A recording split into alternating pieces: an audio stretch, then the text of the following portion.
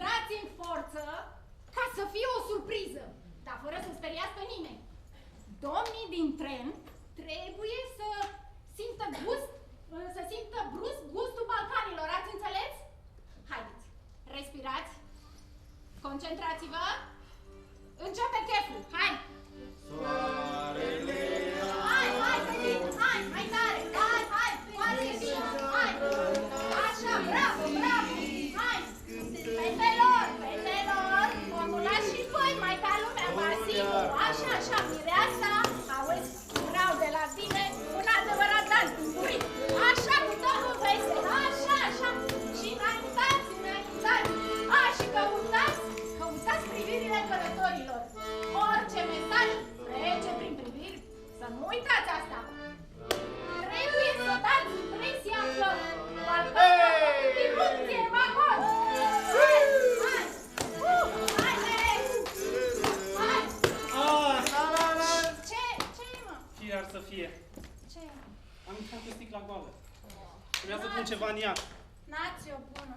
Mamă, concentrați-vă puțin, că doar sunteți de profesie. E important ca sticla să fie. Știu, dar am spus și eu, dar... Haide! Rezolv imediat. Hai, imediat.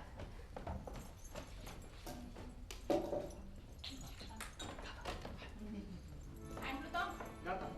Hai, înapoi.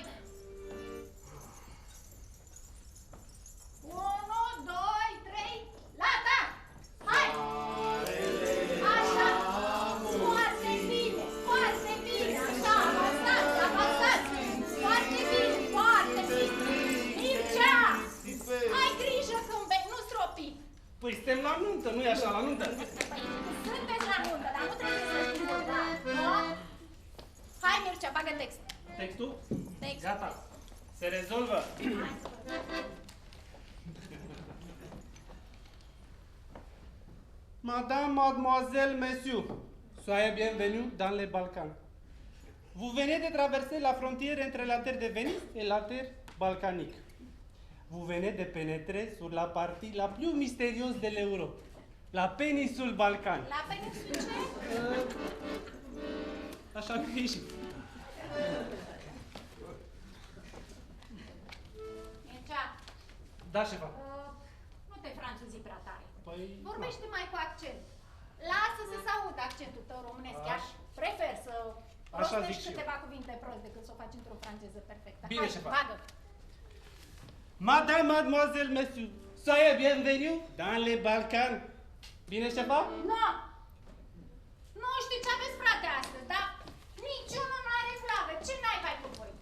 Și nu pricep de ce, că doar v-am explicat. Nu facem marfă aici, facem comerț. Ce vor ei este o scenă folclorică, chiar chici, dar să fie viscerală, mă, ați priceput? Deci, dacă vi se pare că vă cer un lucru imbecil, pentru asta suntem plătiți, ca să facem un lucru imbecil în Orient Express. Și cine n-a priceput asta, nu putem lucra împreună și reziliem contractul, ne supărăm. Deci, domnii care călătoresc cu Orient Express vor să vadă o nuntă țigănească de tip Custurița. Țigani de tip Custurița la intrarea în Balcan. Asta-i tot. Ori jucați jocul, ori ne despărțim. Dacă îmi permiteți. Păi la Custuriță. Țiganii trag și cu pistoalele în aer. Pă! Bravo! Tu mă camei peste picior. Nu, mademoiselle. Ba da, mă camei peste picior și asta mă cam indispune. Dar nu e adevărat. Eu vreau să fim cât mai autentici cu putință. Dar nu trebuie să fim autentici. Trebuie să fim ca Custurița. Asta ni s-a cerut. Să facem spectacol visceral, mă! Ce fac țiganii autentici, mi se rupe. Ați înțeles? Hai, am nevoie de sunet, scântei, mișcare, visceralitate și să fie poetic, mă.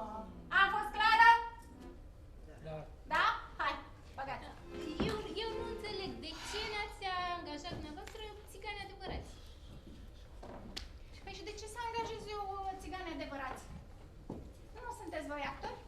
Sunteți actori și v-am angajat să jucați o nuntă țigănească. Unde e problema? Ce, ar trebui să angajez doctor ca să regizez o piesă despre doctori? Hai copii, hai să refacem scena și să terminăm cu discuțiile și să băgați la cap ce vrea Orient Expressul de la voi. Deci, trenul pleacă din Veneția la 10:30. Iar în momentul când se servește masa de prânz în tren, adică la 12:30, trenul traversează frontiera dintre Slovenia și Croația, adică intră în Balcani. Și atunci dăm buzna cu nunta țigănească în vagonul restaurant. Ați înțeles? Imaginați-vă că voi sunteți balcanii care intră în vagon dansând și cântând pentru a le spune bine ați venit călătorilor. A fost clară? Ați priceput? Haideți! Ce aveți? Să nu credeți că nu știu ce gândiți.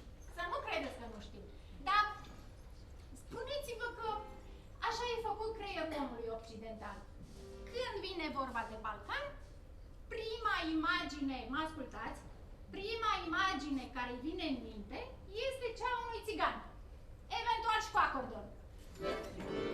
Așa. De ce? Nu știu, nu mă întrebați. Dar, în orice caz, pentru asta a plătit, asta îi dăm. Vrea să se simtă bine, noi îi facem să se simtă bine. Asta e. Știu că e stupid, dar dacă așa scrie pe etichetă Balcan egal țigan, când vine vorba de sintetizat, de oferit o imagine, n-am tipărit-o etichetele. Hai, la treabă! Hai!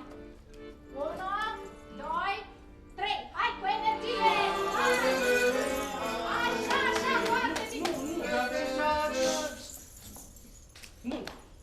Eu chiar nu înțeleg... Eu fac! Da, hai, zi ce vrei! Sunt colegii mei. Eu chiar nu înțeleg de ce călătorul care vine în Balcan Orient Expressul trebuie să fie întâmpinat de un grup de țigani. Vezi că ești rasist? Nu Ce-i sunt tu cu rasist. țiganii? Ai ceva împotriva lor? Nu, dar serios acum, chiar nu înțeleg de ce călătorii care vin cu Orient Expressul în Balcani, în mod obligatoriu trebuie să fie primiți de un grup de țigani. Mai are careva de comentat? Scuzați-mă. Eram Nu că aș fi eu specialist în simboluri.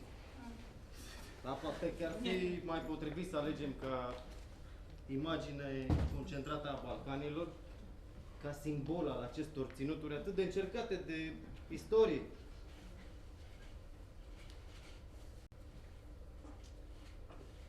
Bruta balcanică. Mai precis? Bețiv! Care nu e țigan, e doar transnațional. Cu adevărat universal. Eu cred că bețivul generic ar fi cel mai potrivit.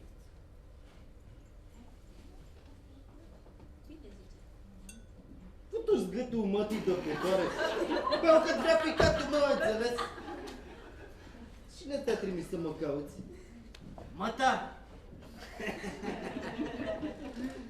Spune că-i scot mațele. Uite așa! This is universal. The Balkans beast. Face o dată.